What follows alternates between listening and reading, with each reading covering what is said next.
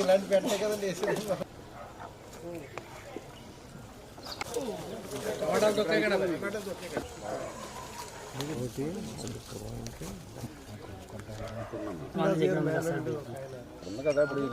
మీరు చెప్పిన దాని ప్రకారం ఇక్కడ కట్టేశారు. ఇది మరి చిన్నపాటి వర్షం వచ్చినా కూడా పేకల్లోతు నీళ్ళల్లో జనరల్గా లంక గ్రామాల్లో చూస్తాం, పడవలు వేసుకుని వెళ్ళి లంక గ్రామాల్లో వస్తాం. అటువంటి పరిస్థితి మొన్న ఈ దమ్మపర్తి డ్రైన్కి సంబంధించిన వార్డుల్లో జలాశయాల మాదిరి నీళ్లు కూడా ఇళ్లలోకి వచ్చేసి వాళ్ళ మంచాలు కానీ లేదా బీరువాలు కానీ బట్టలు కానీ అన్నీ తడిసి నష్టపోయినటువంటి పరిస్థితి.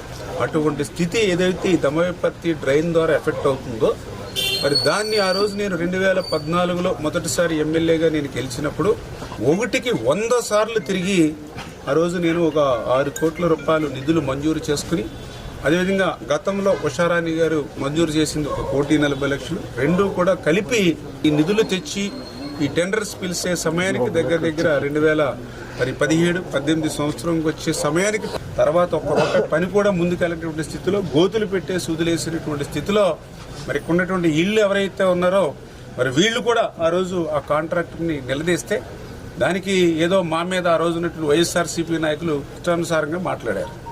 సరే, ప్రజలు అంతిమ నిర్ణేతలు 5 సంవత్సరాల్లో దమ్మపర్తి డ్రైన్కి సంబంధించి ఒక ₹1 పని ఎందుకు చేయలేకపోయారు? 5 సంవత్సరాలు ఈ దమ్మపర్తి డ్రైన్కి సంబంధించి ఒక్క అరబస్తా సిమెంట్ కానీ ఒక్క ఐరన్ ఓస కూడా ఎందుకు పెట్టలేకపోయారు?